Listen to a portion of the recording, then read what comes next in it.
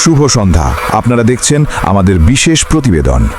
ইনকেলাব মঞ্চের আহ্বায়ক শহীদ ওসমান হাদি হত্যা মামলায় নতুন চাঞ্চল্যকর তথ্য উঠে এসেছে। গোপন অনুসন্ধানে যে তথ্য বেরিয়ে এসেছে তা সত্যি চমকপ্রদ।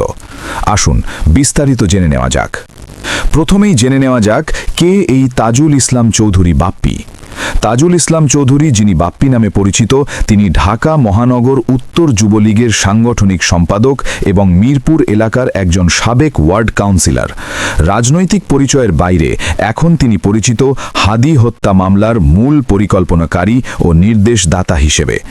ঢাকা মহানগর গোয়েন্দা পুলিশের তদন্তে উঠে এসেছে ইনকেলাব মঞ্চের আহ্বায়ক শহীদ ওসমান হাদি হত্যাকাণ্ডের পেছনে মূল মাস্টারমাইন্ড ছিলেন এই বাপ্পি।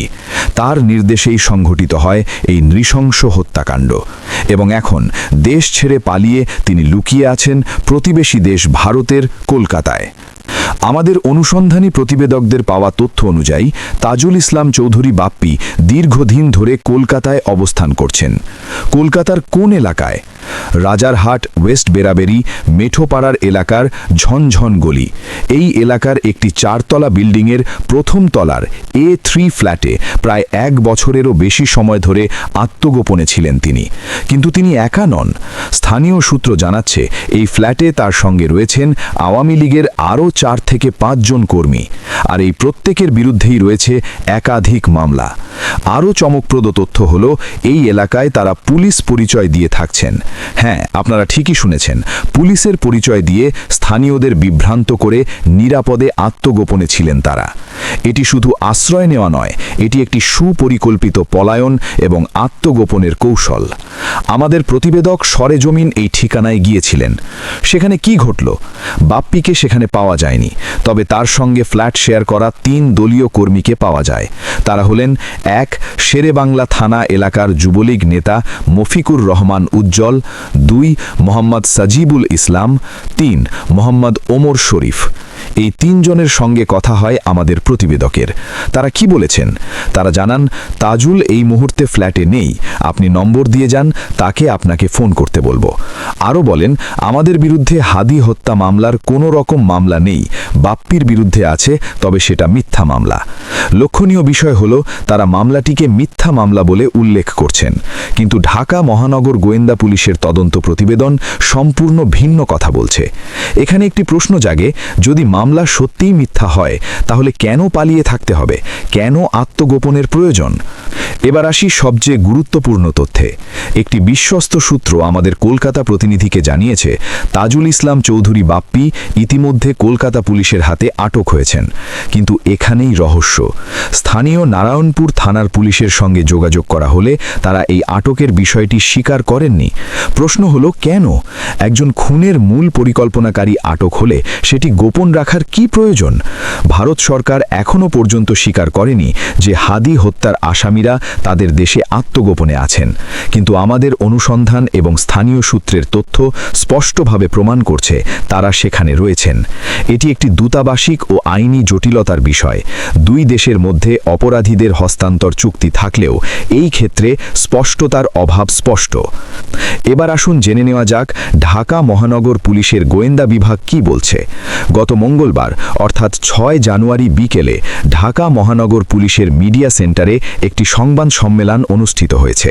সেখানে ডিএমপির অতিরিক্ত কমিশনার ডিবি শফিকুল ইসলাম তদন্ত শেষে জানান হাদি হত্যা মামলায় 17 জনের বিরুদ্ধে অভিযোগপত্র দাখিল করা হয়েছে। তদন্তে উঠে আসা মূল তথ্যগুলো হলো: 1 মূল পরিকল্পনাকারী ও নির্দেশদাতা তাজুল ইসলাম চৌধুরী বাপ্পি, ঢাকা মহানগর উত্তর যুবলীগের সাংগঠনিক সম্পাদক এবং মিরপুর এলাকার একজন সাবেক ওয়ার্ড কাউন্সিলর। 2 সরাসরি গুলিবর্ষণকারী ফয়সাল করিম, তিনি সরাসরি গুলি করে হাদিকে হত্যা করেন। 3 সহযোগী আলমগীর হোসেন, তিনি ফয়সাল করিমকে সহযোগিতা করেন। এবং সবচেয়ে গুরুত্বপূর্ণ তথ্য, এই 3 জনই বর্তমানে ভারতে পালিয়ে আছেন। ডিবির তদন্তে এই তথ্য স্পষ্টভাবে উঠে এসেছে। এটি আর গুজব বা অনুমান নয়, এটি পুলিশের সরকারি তদন্তের ফলাফল। এবার একটু পেছনে ফিরে যাওয়া যাক। ইনকেলাব মঞ্চের আহ্বায়ক শহীদ ওসমান হাদি কে ছিলেন? তিনি ছিলেন একজন সোচ্চার কণ্ঠস্বর, একজন আন্দোলনকারী, যিনি সামাজিক ও রাজনৈতিক অন্যায়ের বিরুদ্ধে কথা বলতেন। কিন্তু তার এই সোচ্চার ভূমিকাই হয়ে ওঠে তার মৃত্যুর কারণ।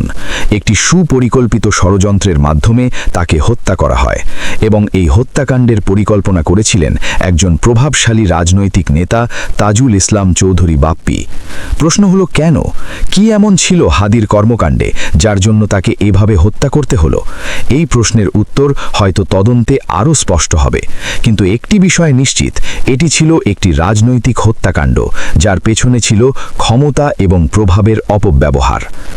এই পুরো ঘটনা নিয়ে কিছু গুরুত্বপূর্ণ প্রশ্ন থেকে যায়। প্রথম প্রশ্ন, ভারত সরকার কেন এখনো পর্যন্ত স্বীকার করেনি যে হাদি হত্যার আসামিরা তাদের দেশে আত্মগোপনে আছেন? দ্বিতীয় প্রশ্ন, কলকাতা পুলিশ যদি সত্যিই বাপ্পিকে আটক করে থাকে তাহলে কেন সেটি গোপন রাখছে? তৃতীয় প্রশ্ন, বাংলাদেশ সরকার কি এই আসামিদের ফেরত আনতে দূতাবাসিক চ্যানেলে যথাযথ পদক্ষেপ নিচ্ছে? এবং সবচেয়ে বড় প্রশ্ন, ন্যায় বিচার কি হবে?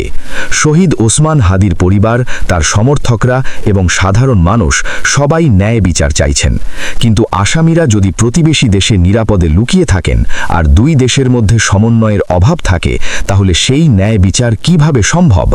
এই প্রশ্নের উত্তর এখনও অনিশ্চিত। হাদি হত্যা মামলা শুধু একটি হত্যাকাণ্ড নয়, এটি ক্ষমতার অপব্যবহার, রাজনৈতিক সহিংসতা এবং আইনের শাসনের দুর্বলতার একটি উদাহরণ।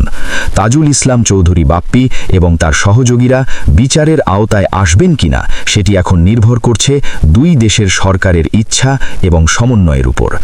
আমরা আশা করছি শীঘ্রই এই মামলায় ন্যায় বিচার প্রতিষ্ঠিত হবে। আমাদের সঙ্গে থাকার জন্য ধন্যবাদ। আসসালামু আলাইকুম।